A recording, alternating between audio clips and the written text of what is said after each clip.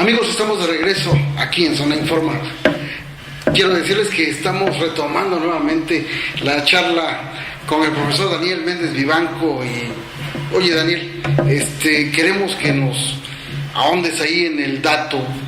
Realmente, Jorge Saldaña, su auténtico legado es porque a él no le interesaban los formalismos y era muy tan directo que hablaba tantas verdades que incomodaba. Su paso por los medios de comunicación está plagado de esos incidentes, ¿no? Se va de distintos lugares. Yo quisiera que nos dijeras qué fue lo que pasó en Televisa, en todos los lugares donde estuvo, o de lo que sepas, mira, nos puedas compartir. Es que él manejó el periodismo alternativo. El periodismo de confrontación siempre fue un gran maestro del debate, el debate como generador de ideas, del diálogo, de la discusión y de la entrevista, y aparte siempre dijo que lo corrían porque llevaba gente incómoda. En 1972 lo corren de Televisa, y utilizo la expresión que él utilizó siempre: lo corren de Televisa, a pesar de ser de gran amigo de Emilio Azcárraga mismo, el Tigre Azcárraga, porque eran grandes amigos, pero lo corren porque llevó a gente incómoda al sistema. Imagínense que tuvo como invitados ahí en Televisa, inclusión al programa de Anatomías, y pues tenía como invitados a el obispo rojo Sergio Méndez Arceo, o llevó a Salvador Freisero, que había sacado un libro que se llamaba Mi Iglesia Duerme, que le había provocado que el Vaticano lo suspendiera a divinis de la orden jesuita, porque era sacerdote jesuita. Llevó a líderes estudiantiles del movimiento del 68. Mole, y estaba fresco él. Estaba muy fresco eso, y entonces ahí pues lo corren de Televisa. Va a Canal 11 del Politécnico y también tiene altercados porque lleva ese tipo de invitados que todo lo cuestionan, que todo lo critican, y llega a Canal 13 de Imevisión, que era el canal de gobierno, que es de mayor permanencia en la televisión de México, y lo mismo, ahí después de alrededor de 25 años, más o menos como 25 años de estar en la televisión y ser dueño, amo y señor de la programación del fin de semana y de días de la semana también, cuando es el inicio del régimen salinista, él hace unos cuestionamientos a la llegada de los tecnócratas del neoliberalismo, y eso le provoca que sea llamado por la Secretaría de Gobernación y le den a entender que tiene que abandonar el país, y él se autoexilia, utiliza la expresión de autoexiliarse. Recuerdo que contó que fue a su casa, hizo su equipaje, y entonces hacía mucho calor en la Ciudad de México, tomó el avión que lo conduciría a París, y al llegar a París hacía mucho frío, todo lo contrario del estado del tiempo, hacía mucho frío. La azafata había dicho: pónganse sus abrigos, está haciendo mucho frío, colóquense en el cuello la bufanda. Y entonces él bajó como ciudadano cosmopolita, como ciudadano francés, como ciudadano del mundo que era, bajó con gallardía la escalinata del avión, caminó sobre Champs-Élysées, los Campos Elíseos, y se introdujo a la Vía de la Concorde, la Plaza de la Concordia, y entró a un café, pidió un café, lo saboreó, meditó largamente sobre todo lo que había sucedido en México, y de manera posterior se encaminó a su departamento para tratar de relajarse por medio del sueño.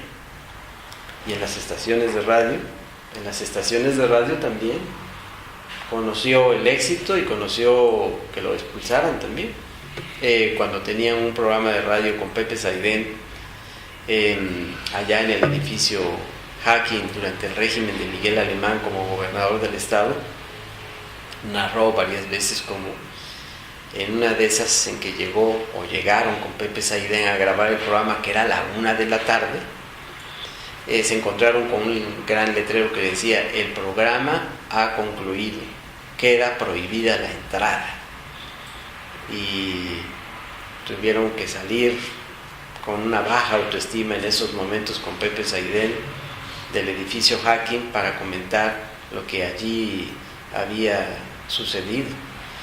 Y bueno, y en ABC Jalapa Radio, ese programa que transmitían desde México, pues también al final hubo problemas porque él cuestionó al Instituto Federal Electoral en el manejo, en la conducción sobre las campañas políticas y sobre los procesos electorales, y los empresarios de la estación radiofónica para la cual trabajaba pues habían tomado la decisión de pedirle que se tomaran unas vacaciones, lo cual dicen que a buen entendedor pocas palabras.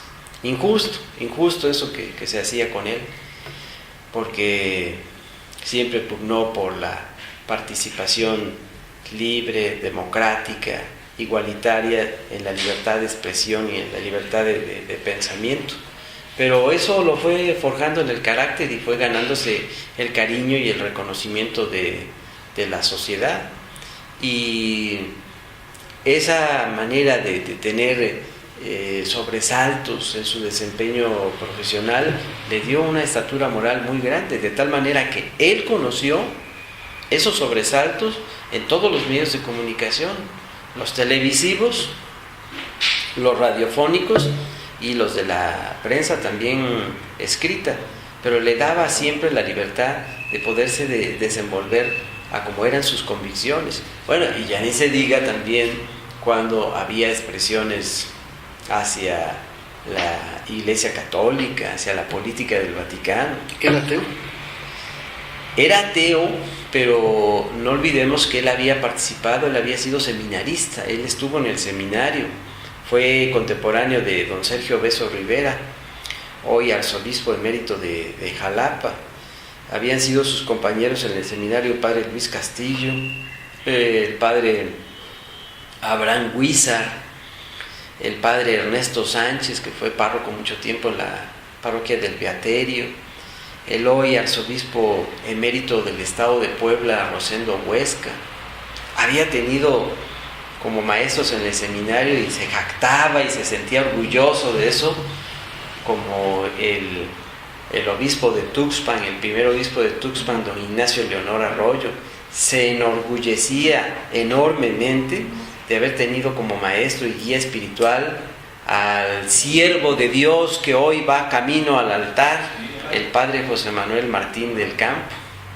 Y se sentía orgulloso también de cuando trabajó para el Diario de Jalapa como reportero, como lo habían mandado a hacer el trabajo de reportero aquel día en que exhumaron los cuerpos de Rafael Guízar y Valencia, y narró magistralmente la intervención de los médicos que fueron a supervisar, que fueron a hacer la revisión médica del cuerpo incorrupto del santo, hoy santo Rafael Guízar y Valencia.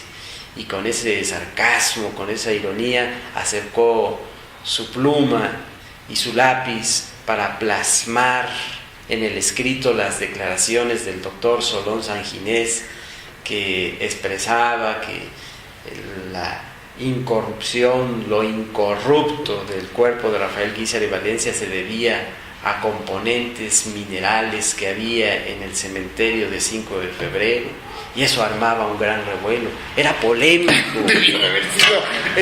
Vaya, si ahorita retomar ese dato, para aquellos que son muy creyentes, este tema puede resultar escabroso. Yo no quiero ni pensar qué pudo haberse vivido con esa bomba que soltó en aquellos momentos Jorge Saldaña. Sin embargo, te quiero comentar que como ustedes habrán dado cuenta en los programas de televisión, bueno, pues conmigo varias veces entró en el terreno del debate y de la confrontación, le gustaba tocar el tema religioso conmigo y no negaba su gran interés que tenía por tratar el tema religioso. Va una anécdota. Me acuerdo que en una ocasión previa a la realización del programa me dijo, oye, porque siempre me dijo, por lo regular me dijo Vivanco, oye Vivanco, fíjate que ya no vamos a tocar el tema religioso. Le dije, como usted quiera, don Jorge, y eso es que estuve en Boca del Río y allí me dijeron que el tema religioso pues es muy escabroso estarlo tocando, entonces yo le dije, bueno, no olvidemos que hablar de religión, sexo, política y deportes son temas que efectivamente resultan complejos, complicados y es muy difícil unificar los criterios o nunca se llega a una conclusión, siempre queda abierta la polémica.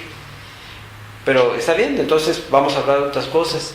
Inicia el programa y como a los, ¿qué sería? Cuando mucho 15 minutos me empieza a tocar el tema religioso y se dirige a mí para que yo toque el tema religioso. Y le dije, por fin, ¿no? Que no íbamos a hablar del tema religioso. Y entonces él se sonrió y dijo, ni modo, vamos a entrarle al tema religioso. ¡Qué interesante!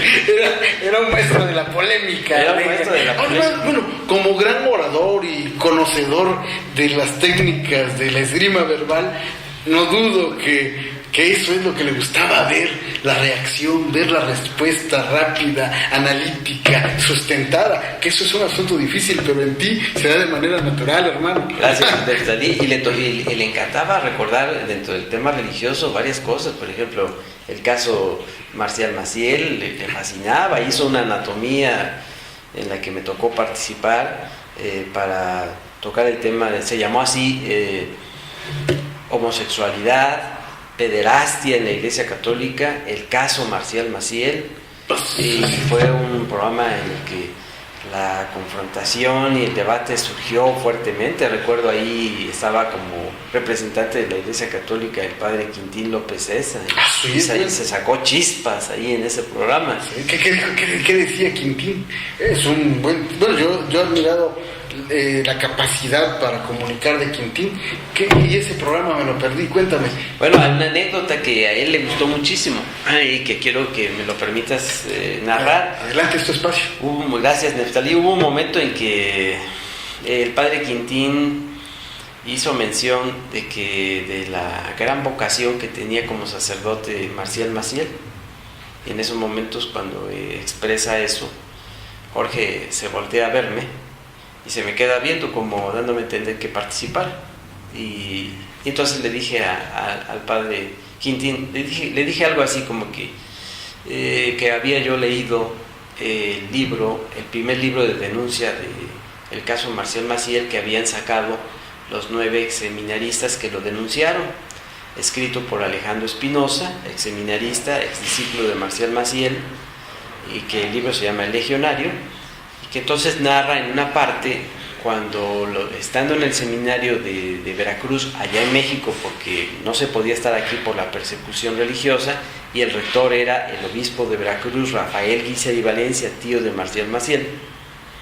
Los seminaristas habían escuchado al filo de la 1 de la madrugada una discusión muy fuerte entre el obispo de Veracruz y su sobrino Marcial Maciel, porque había sido denunciado por tercera ocasión sobre acoso sexual hacia sus compañeros de seminario. Y que entonces dice Alejandro Espinosa que de repente se oyó una voz muy exaltada de Marcial Maciel que pegó sobre la mesa y le dijo a Rafael Guízar y Valencia: ¿tú dudas de mi vocación? ¿Acaso dudas de mi vocación? Y pone a Alejandro Espinosa en su escrito: y el hombre que va camino al altar, refiriéndose a Guízar y Valencia, dice: el hombre que va camino al altar le contestó de esta forma que todavía le debe sonar muy fuerte en los oídos a Marcial Maciel. Le dijo: ¿quieres que te diga dónde está tu vocación? Sí, dímela de una vez. Pon un puesto de tamales y atoles en el mercado y dedícate a venderlos. Allí está tu vocación. Entonces, cuando termino de decir eso, Quintín López César se me queda viendo y me dice: ¿pero cómo es posible eso? Entonces le contesté a Quintín López César: padre, acabo de hacer la aclaración de cuál es mi fuente de información. Es el libro El Legionario, escrito por Alejandro Espinosa, que es editorial Trillas. Si no lo ha leído, lo remito para que lea la obra. Si ya lo leyó, recuerde entonces para reafirmar esto que estoy diciendo.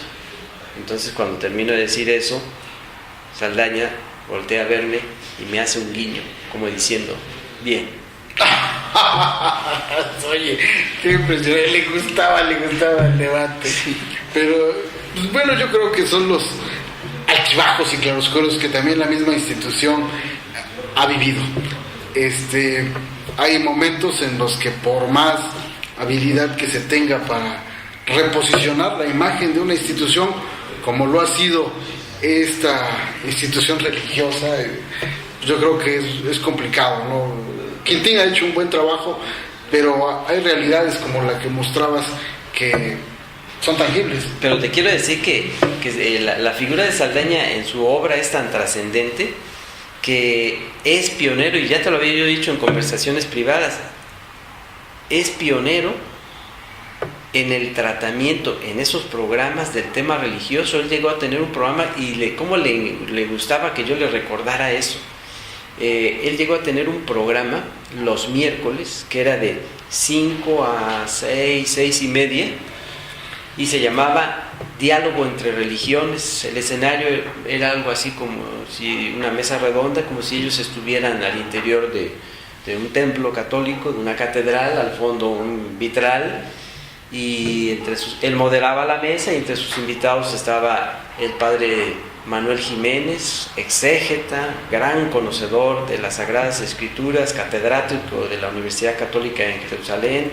Estaba Gonzalo Báez Camargo, que se escribía con el seudónimo periodístico en Excelsior de Pedro Gringois, que era representante, pastor de las comunidades religiosas protestantes en nuestro país. Estaba un hermano masón, venerable hermano masón de apellido Guzmán, moreno él, de lentes, con un aumento de fondo de botella, grado 33, muy respetable en el conocimiento que manifestaba.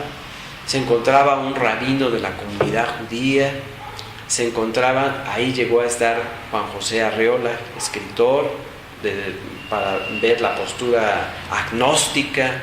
Otro invitado de él, gran escritor, ya lamentablemente fallecido también, Ernesto de la Peña. Y el programa era de un alto nivel que yo me quedaba embelesado cuando veía el programa, y siempre que tuvo la oportunidad me pedía en los programas de televisión que compartíamos que hablara de ese programa, porque le gustaba que le narrara yo eso. Es que eres un buen narrador, lo tenías convencido, como nos tienes a todos nosotros. Vamos a ir a un último segmento, ¿sí? Ok.